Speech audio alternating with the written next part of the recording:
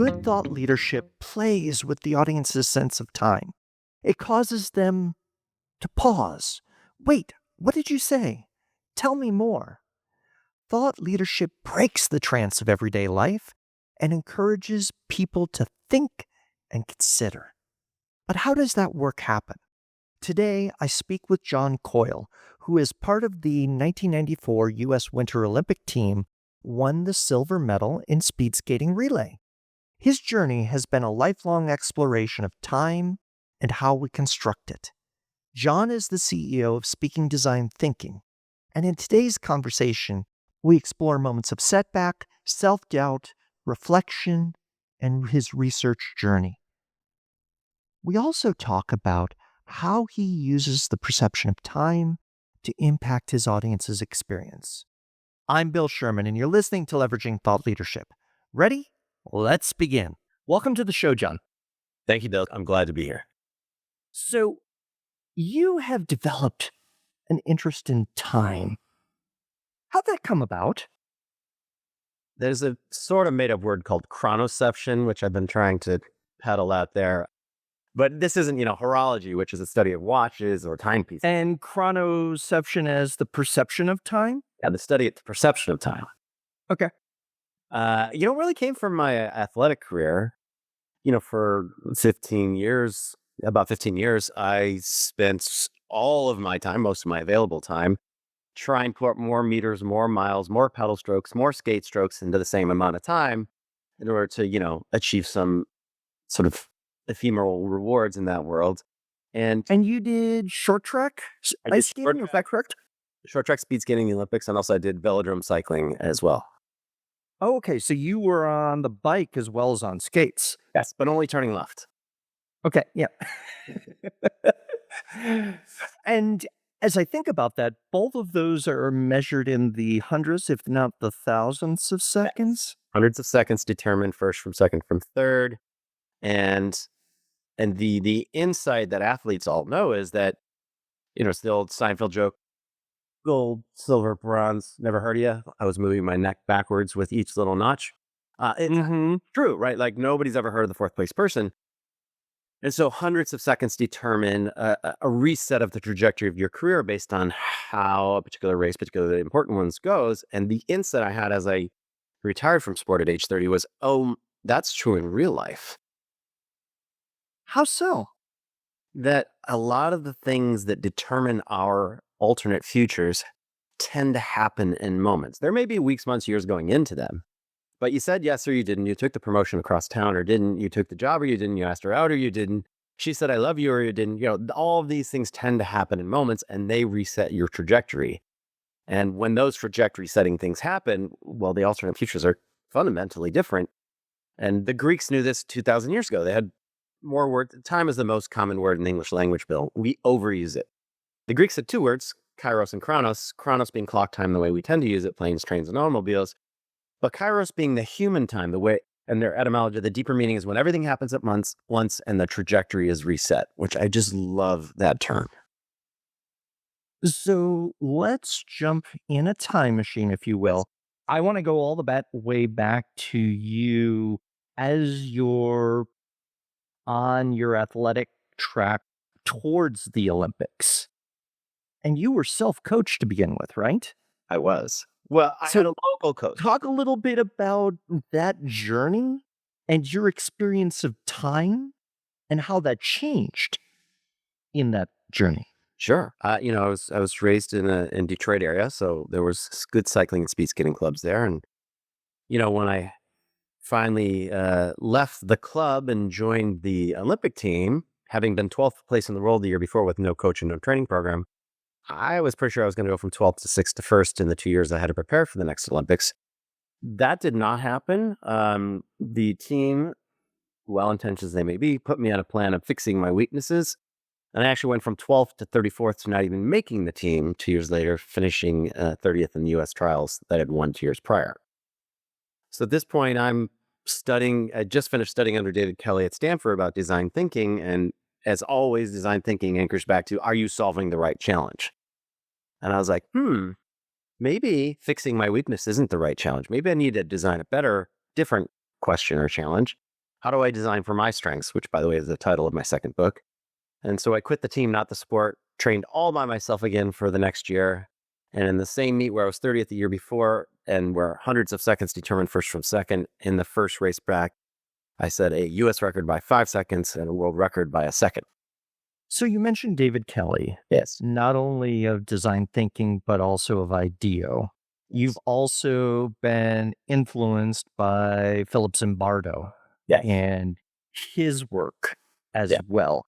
Let's do the Zimbardo connection, and then I want to talk a little bit about your career and how you went from student and athlete into the world of thought leadership. But first, let's connect with Zimbardo.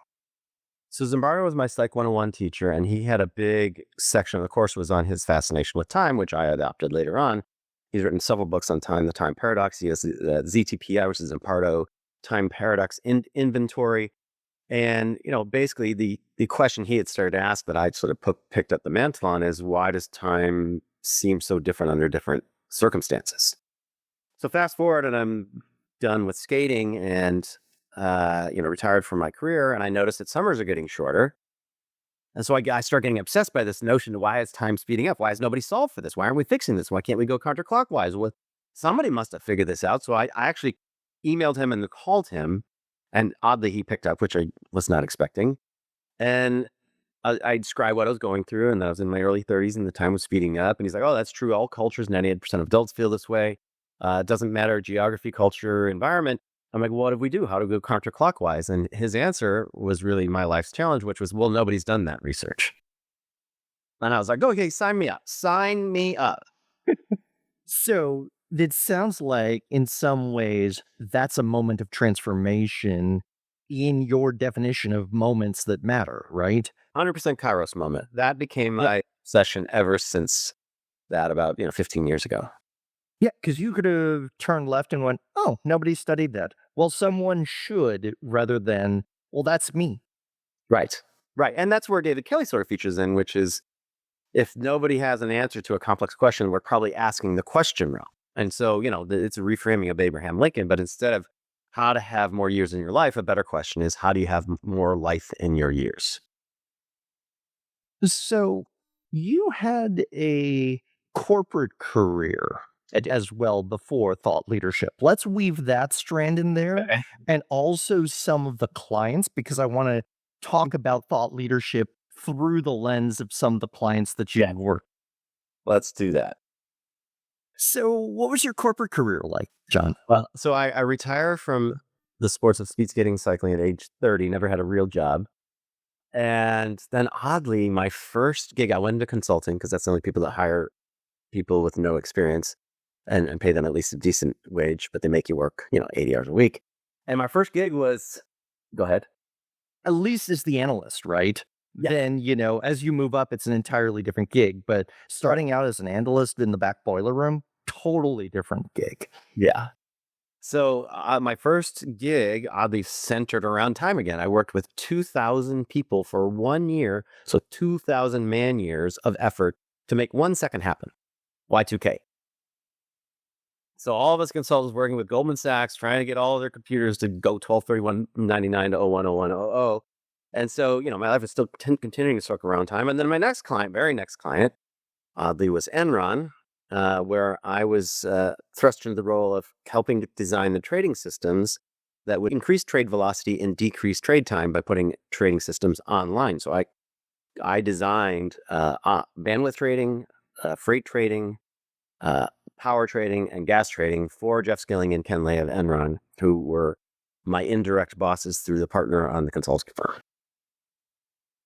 And so Enron was basically promising an idea of, hey, we can optimize and create value that's latent in the energy market, right? Yes. We have an idea of how not only to manipulate time, but how to create value, right? 100%. And if you get back to it, like the currency of time, like increased trade velocity, more trades, more people in the trade chain, more ability to be more fungible throughout the trade chain creates additional value. Every step has a value component.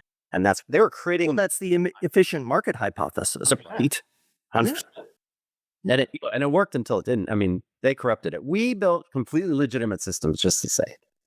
Exactly. So you have an idea, but then you also have someone who starts using it for deceptive purposes Right. rather than authentic, valuable purposes where the idea adds value to the community and to the polity rather than just the individuals who are promoting the idea. 100%.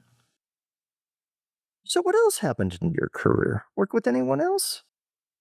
Well, in that same region of the country, there was a cyclist by the name of Lance Armstrong that I shared a cycling team with for a brief period. So I'm the only person on the planet to have worked for Jeff Scully and Ken Lay and cycle on the same team as Lance Armstrong, the two greatest frauds perpetrated in modern mankind by most people's estimations. So, but I never whitewash traded and I never doped. So, um, there is that.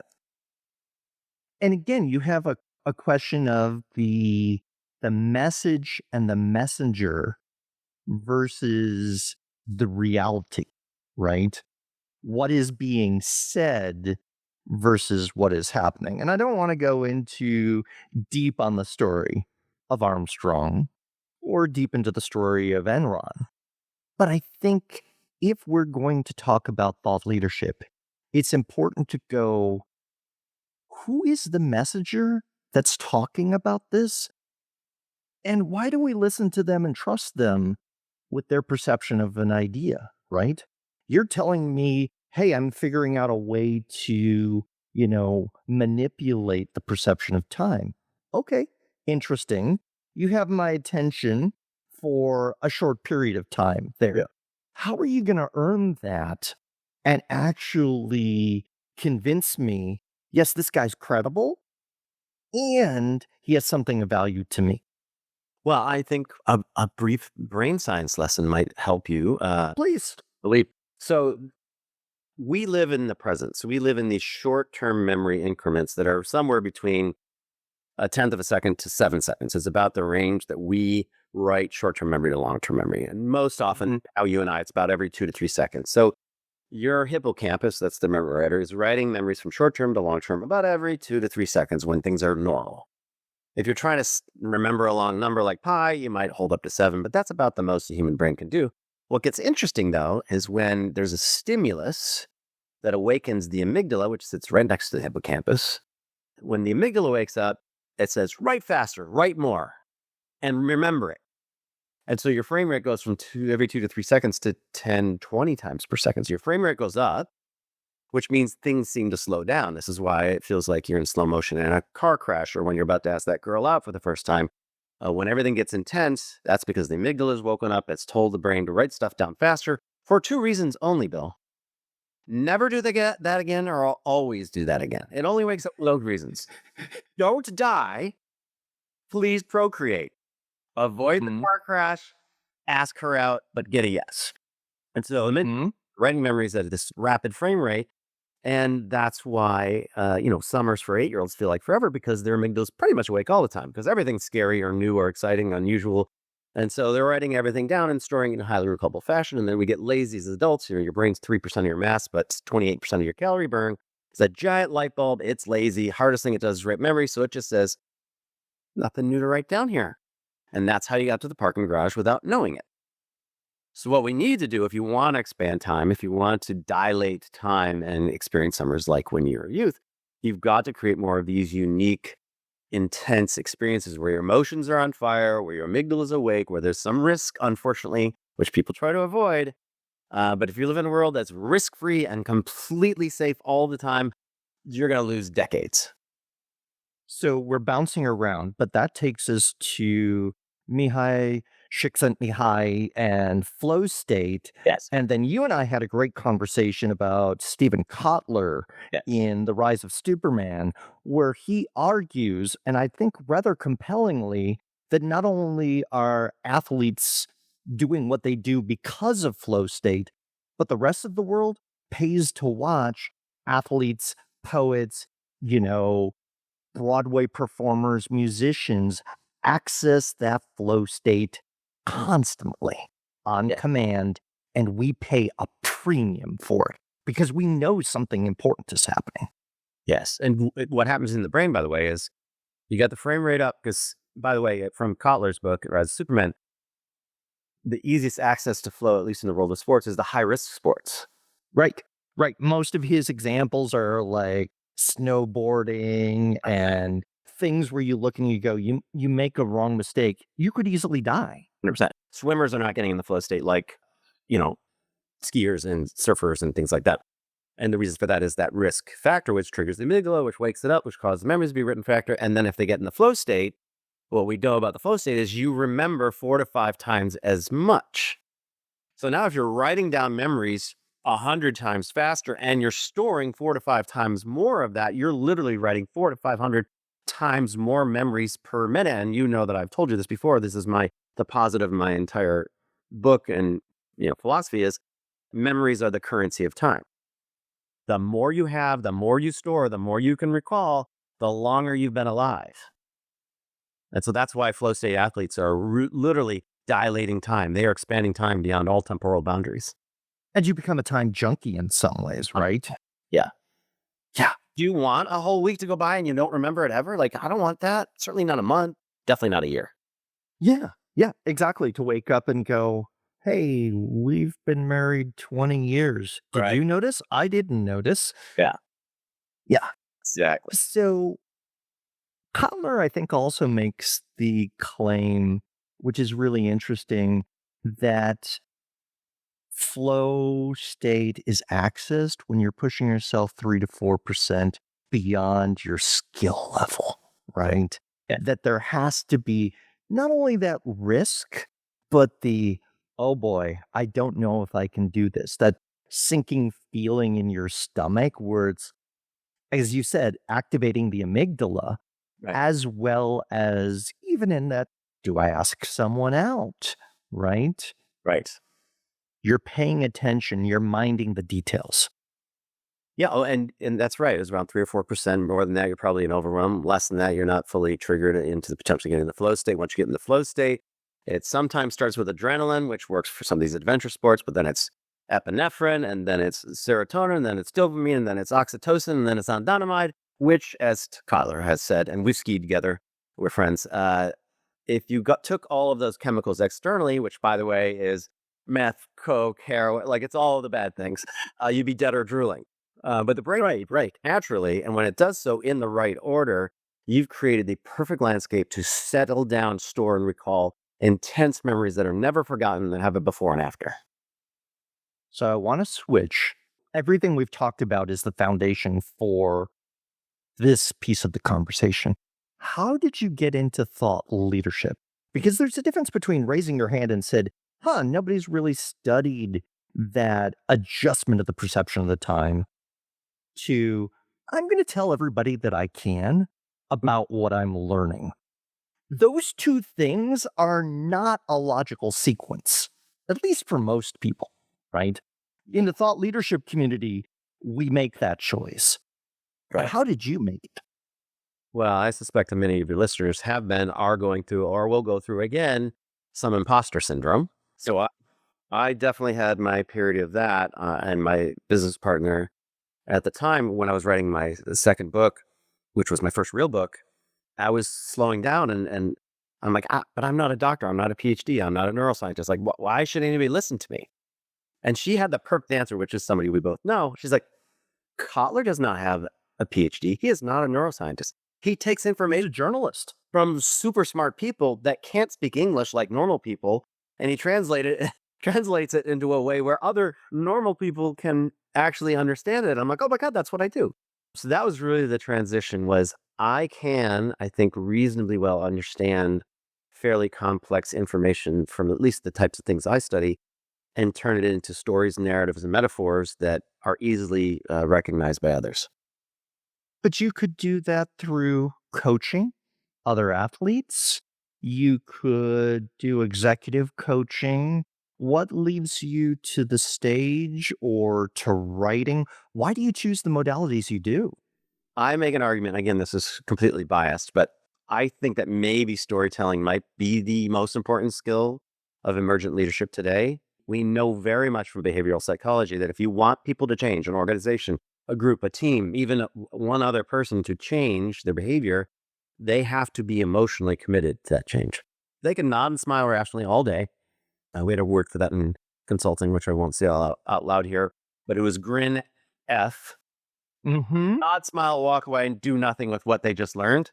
But when you can get people emotionally engaged in a story that's a Thank you for spending 6 figures on that PowerPoint, which you spot round file. Yeah. yes. But when you get people emotionally involved, and I think the best way is through storytelling, then they just might actually act on the information that supports the story or the story that supports the data. Well, it's interesting. You go back to invocations in storytelling. Shakespeare, Henry V, O for a Muse of Fire. Go back to classical Greek epics. Rage gotta sing of the rage, right? These are not small emotions. These are not the petty parking ticket offenses. This is tell us the 7 deadly sins. Make the invisible visible and meaningful to us, which ties back to what you talk about of wake the amygdala up. Mm-hmm. 100%. I mean, Dylan Thomas, right? Rage against the dying of The dying of light. Yeah. right? Yeah. Let's not do that. And this whole, by the way, just as a whole pet peeve of mine, but this whole idea of gracefully aging and just accepting that I'm just gonna get old and die. No, I don't accept any of that. I don't. I'm gonna go out. I'm gonna burn out or fade away. One of the two. If you're enjoying this episode of Leveraging Thought Leadership, please make sure to subscribe. If you'd like to help spread the word about our podcast, please leave a 5-star review at ratethispodcast.com/LTL and share it with your friends. We're available on Apple Podcasts and on all major listening apps, as well as thoughtleadershipleverage.com/podcasts. So I want to go into a meta conversation. How does your understanding of time influence how you practice thought leadership? And that might be your work on stage. That might be how you approach the work or why you approach it. I'm asking an open-ended question and we're going to dig deep into this, but how does the object of your study, time, influence how you practice thought leadership? Great question. So, I'm a keynote speaker by trade. I stand on stage for 45 minutes to an hour most often, sometimes longer if I'm lucky. And what I like to do, I like to Trojan. Well, if you're lucky, you get the standing ovation, right? Very few people get a standing ovation. Well, you were an athlete at the Olympic level. You can get a standing ovation for, a performance in athletics, and that's less than 45 minutes, I guess, for a keynote. Right. But few people get a standing ovation for just doing what they do. True. It's true. And you do get, used to that. There was no podiums at Goldman Sachs, oddly.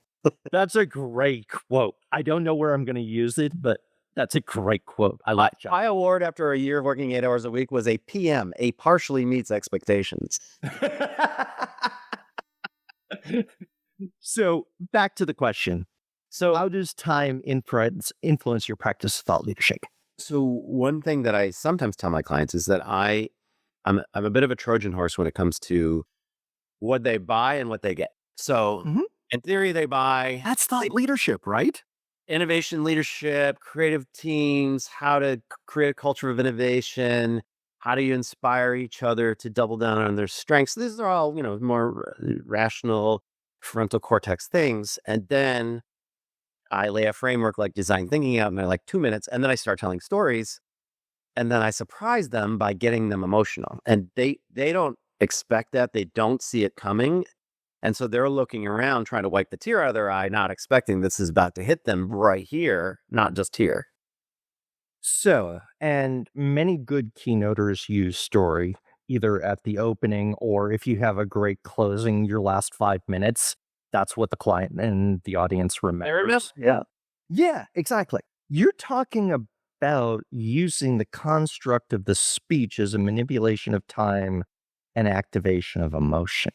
100%. Are you down at like the minute or the second level? How do you construct? Walk us through this, and I'd like to hear your sort of approach to designing and customizing the keynote.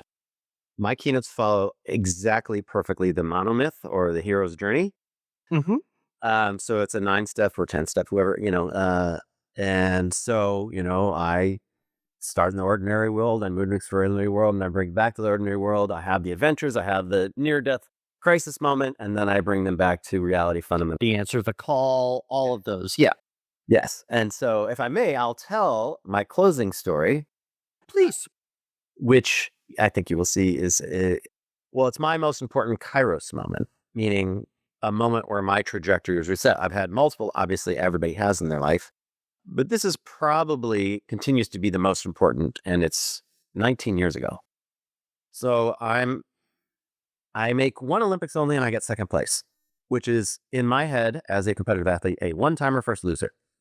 Now that sounds silly. Which is a harsh way to judge in a planet of 8 billion people, but everybody else looks and goes, I could never do what he just did, right? But we're all seeking the gold medal. Yeah. So Well, it's my performance pressure that you put on yourself as much as anything. 100%. Anyway, I'm sorry, I'm interrupting. Oh, no. So, I had trained for, 8 years and only won Olympics. I failed to make my second team. So I got off the ice. I did not put on my skate guards. I destroyed my skates walking across concrete to my car, where I took off my skates in the car, bawling my eyes out. I drove to Arizona, 45 hours away from Lake Placid, and I had nothing to do with the sport for nearly a decade. Didn't watch it, didn't talk about it, got a new job, went to Goldman Sachs, went to Enron, did all that stuff. And then 10 years later, NBC called me, asked me to be the analyst for the next Olympics, and I couldn't say no to that. So there I am, back in the sport at the Olympics, not competing, but in my head, still a one-timer first loser. But everybody knew me, and I was warmly welcomed back. And, people do recognize the silver medal as something. But on the 16th of 17 days of the Winter Olympics, at dinner the night before the gold medal round, one of the parents of one of the skaters who I'd been talking with the whole 2 weeks pulled me aside and changed the entire trajectory of my life. It's the only reason we're talking right now, Bill. So we're at dinner. He looks across me, he looks nervous, and he says, I need to talk to you. And I was like, okay. So we walk away from the table and we move into the corner of the room. He says, I just want you to know, John, that we wouldn't be here right now if it wasn't for you. And I said, I don't know what you mean. He said, you probably won't remember, but 12 years ago, after you won your silver medal, you brought it to a little reception in Bay City, Michigan. I brought my son Alex. He was 11 years old at the time. He never skated before. You put your medal around his neck, you signed an autograph. The next day, he decided to join the Bay City Speed Skating Club, and tomorrow he is skating in the gold medal final. And just like that, Kairos moment, everything changed. I started coaching. I got my daughter skating. I continued to announce for NBC. I continued to be the analyst for them. And I started talking about it, which I had never done. And now this is all I do for a living, which is to speak and tell these kinds of stories. And that's often my closing story. The way that story ends, just so you know, is I wrote him a letter that night telling him my whole life was going to change. And he wrote me back 3 days later saying he just got home to Bay City, went to his son's room, looked at his bulletin board that holds only the most important rewards and memories from his skating career, and pinned in the right corner was a picture of us together. So he went downstairs, he printed off the photo with Alex's medal around my neck, which she had won the next day, put it back in the same corner of the bulletin board, stepped back and contemplated all the things that had to have taken place for those two photos to be in that place together. And his conclusion was, I guess you'll never know what you'll do or say or not do or say that could change someone's life forever. I can see how you close there on the keynote. I want to push you further. I'm ready. Okay. How does that impact? Because you're making a choice every time you speak. Sure, it's a gig, it's another audience, but at the same time, you're choosing to speak, to share what you've learned. How does that story? Do you feel a sense of obligation? Do you feel a sense of joy? Are you chasing after more transformative moments? What's getting you out of bed to do this again and again, to tell this story? and why? Great question. Yes, more often than not, I have a pretty good line of people that want to tell me their story at the end of the talk, which I absolutely love. And, every once in a while, I get the kind of story that really, really just makes everything worth it. Not that I don't love what I do anyway, but I'll tell you one example of many. Guy waited for a good hour on a Friday at 4 p.m. to talk to me. It was a big line, and he was the last in line. He was very emotional, and he said, "Hey, I just had to tell you this. Like, you got off stage. I walked out in the hallway. I called my wife. I was supposed to go to a brokerage meeting over the weekend in Florida, and instead I said, honey, no, I'm not going. I canceled my flights. Saddle up the car, get the kids ready. When I get home, we're going to drive the 5 hours to Des Moines to visit their great grandparents who they've never met and might not if we don't do it now." And I was like, yes, this makes living worth it. I think where I look at is the manipulation of time comes both from conscious choice. You can poke the amygdala yourself, or you can surround yourself with people who are also poking it, and then you get sort of in an ecosystem bubble, if you will. And you're right, life is so much better when it slows down. You're encoding your present. You describe it as mindfulness. You could describe it as, a balanced state. I think for as many languages and cultures we have in the world, we have many words to describe that. But this is where we aspire, many of us, to be, in that quiet place where time feels forever and you're doing a million things at once. 100%. Stops, speeds up, slows down, does all of these things when you're in those modes. So you talked about, not fading out as a goal. How's thought leadership fit into that? Is this something you see yourself continuing doing? Is this a step on your journey? How's it fit into the puzzle? I think the time topic is the rest of my life, honestly. I'm going to be meeting with a neuroscience friend of mine, Moran Cerf, in 2 weeks when I'm in New York. And inevitably, he or David Eagleman or some of my other inputs will say the same thing, which is everything I'm about to tell you is wrong. It's just less wrong than last time. Because we have learned more about the brain in the last 9 months than in the entire history of the human race, which is always true. And so there's just so much. And how cool is that, right? It's amazing. Yeah. Yeah. So that's why the book hasn't written itself, because every time I talk to these guys, there's new information that I'm trying to incorporate. And at some point, I have to declare a finish line. And I just see the inscription on the front that says, "This book is wrong and outdated, but please read it anyway." yes, 100%. 100%. So you said something I want to jump back to. You said time is going to be the focus the rest of my life, right? And if I were to borrow a metaphor, it's almost like a nuclear reaction. You've started it and it's self-sustaining. It continues. You don't have to wake up in the morning and say, "Oh, time to think about time," right? You're not punching the clock here. This is like having dessert in some ways, right? It's like, I get to do what I love. 100%. It's a burning passion. And I love to talk about it. I will talk about it ad nauseum with anybody all day, every day. But my favorite is when I have a really smart, inquisitive person that asks challenging questions like you, Bill. Well, thank you. And one of the things I look for, and I know this is turning a little bit into mutual admiration, is that I look specifically for guests who, when they talk about their area of expertise and their passion, and I know in a podcast this is hard to capture, but you look at the nonverbals, you look for the spark in the eye, the genuine smile rather than the fake smile, that energy. You see it in the face in the moment. There's a presence. As you said, you could talk about it with someone all day, and you could probably talk about it at the 101 level all day as much as you could with top neuroscientists, right? And you can make that switch, and those are both good days. Am I right on that, or am I misinterpreting? 100%. Because, the part of the 101 is, I mean, after I talk to Miranda, I'm going to have to like process a bunch of new big words. But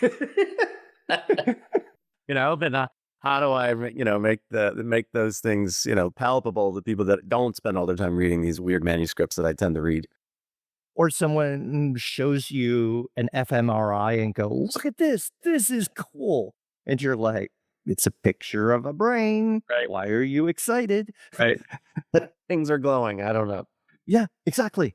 And how do I explain this to others in a language that they will understand? Because you're right. As knowledge increases, it doesn't always remain accessible. It's locked behind journals. It's, an increasingly smaller percentage of the world that even understands the technical details, the peer-reviewed paper that maybe only 7 people in the world can fully understand and fact check, right?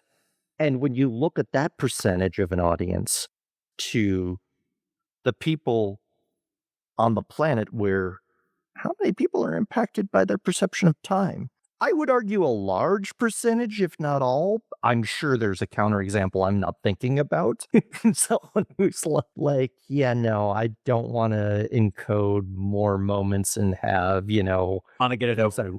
Yeah, exactly. Set that aside.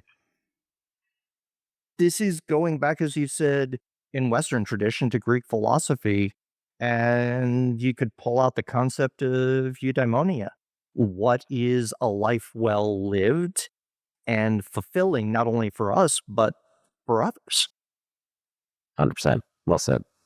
So, I want to ask you 2 questions as we wrap up here. All right. And one is retrospective and one is prospective. Okay. The retrospective question is, and we talked about imposter syndrome in several different ways. One in thought leadership, one as defining the silver medal in the Olympics as one-time first loser, right? Mm-hmm. Given your understanding now, whether you're talking with the self that storms out failing to qualify for the second Olympics, or the young self who puts on his skates the first time, or someone working in consulting, right? What advice would you give your younger self around time and imposter syndrome? I'm going to quote a German cyclist. I think it's Hans Ulrich, who has a quote that I just love. I think because I had really great parents who truly believed in me, I was able to adopt this sort of mentality, which was self-belief beyond all reason. At some point, I stopped caring what other people said. Like when I quit the team and not the sport to train on my own, nobody wanted that to happen. Everybody told me it was a bad idea, except for my parents. Mhm. And, when I quit my job 10 years ago to go into speaking, having no idea if this was actually going to pay the bills, thought I'd be couch surfing for a while, which I did actually for about 3 months. But if you have a passion that keeps you ignited every day, all day, and I know this is a bit cliched, but, self-belief beyond a reason, you're going to make it work. You're going to make it work.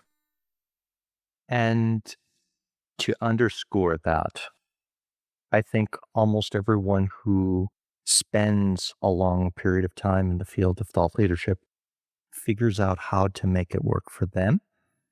And your answer, John, isn't another keynote and speaker's answer, let alone someone who might be primarily an executive coach or consultant. We've all got to figure it out in our context. My second question, a little bit different prospectively. What is the challenge you're working towards now that you're trying to crack in thought leadership? What is that next defining moment you're working towards. And it might be personal, or it might be, hey, I want to get on X stage. There's many ways to define impact and success. What are you working towards? Another great question. For the first 9 years of speaking, it's a B2B gig, right? When I'm talking about innovation, leadership, creativity, design thinking, strengths, resiliency, it's primary. Your customers are corporate clients and your buyers are execs or event planners, and because they have a conference with a theme and they say, get me a speaker. 100%. So my target market can be extremely small and niche. It doesn't matter. As long as I get 40, 50 gigs a year, I'm good. Yeah. The market I don't yet understand, and you are my first podcast of even attempting to be in a podcast. I've been on them before, but other people invited me. This is the first time I sort of help invite myself, is I want to move more to a B2C model. I'd like to have broader reach. I would like to be able to have more people hear this message that time and money are fungible. And if you're not trading your money for time, you should be, if you have financial resources, which is going to be, most of the audiences that see me, these kinds of podcasts are probably not for, the people that watch this have some financial resources more often than not. Right. Yeah. And so cracking a larger audience to move beyond, and you can debate if you have a large audience of people in white collar jobs that work who will come to events, but not everybody goes to the event in Scottsdale at the Princess Hotel, right? And there's a lot for everyone who goes there. There may be 10 employees that aren't there. 100%. May I tell a quick story to share what? Please, yeah. I was with a friend of mine. He's a CEO, but he's got 2 kids. They were 14, 16 at the time. And he was like, can you just tell them a little bit about this time stuff? So I gave him the sort of short version, TED Talk version. And they looked at it and they're like, so what you're saying is I'm basically wasting my time doing the same thing every day. Why am I doing this? Why am I even going to school? I'm like, hello. You created existential rebels at 6 years old or something. But what I love is the next day they walked to school, which they'd never done. It was over 8 miles. It was like 2.5 hours. And they came back so excited that afternoon, like, we saw all this. I didn't know all the stuff that was on the way to school from our house because I've always been spending in the car. And they've both kind of gone on to be, they were already that way because they're dead, but they've both gone on to be pretty adventurous. And Cal's traveling the world doing video blogs about all his adventures. And, hopefully I had to learn part of that. Well, and that's the thing is impact doesn't have to be world changing. It's about compounding, right? And the small changes you make with one individual can be massive, like a butterfly effect, if you pull A into chaos theory on that. So, John, I want to thank you for joining us today. Thank you also for suggesting and inviting yourself on the podcast. And I call that out because we as a podcast, and we're now 660 some episodes deep, right? Yeah. We've had conversations with many people that we know, but at the same time, there are amazing people out there that we don't know who come to us and say, hey, I got a story about thought leadership. And we welcome that. So thank you. And if you want to talk to us, reach out. Yes, we do welcome pitches. Again, thank you, John. And thank you for sharing your stories about time and how to manipulate it. Thank you, Bill. Look forward to having coffee soon. We're very local to each other, by the way. Down the street. Yes. All right. Thanks, John. All right. Okay, you've made it to the end of the episode. And that means you're probably someone deeply interested in thought leadership. Want to learn even more? Here are 3 recommendations. First, check out the back catalog of our podcast episodes. There are a lot of great conversations with people at the top of their game in thought leadership, as well as just starting out. Second, subscribe to our newsletter that talks about the business of thought leadership. And finally, feel free to reach out to me. My day job is helping people with big insights take them to scale through the practice of thought leadership. Maybe you're looking for strategy, or maybe you want to polish up your ideas, or even create new products and offerings. I'd love to chat with you. Thanks for listening.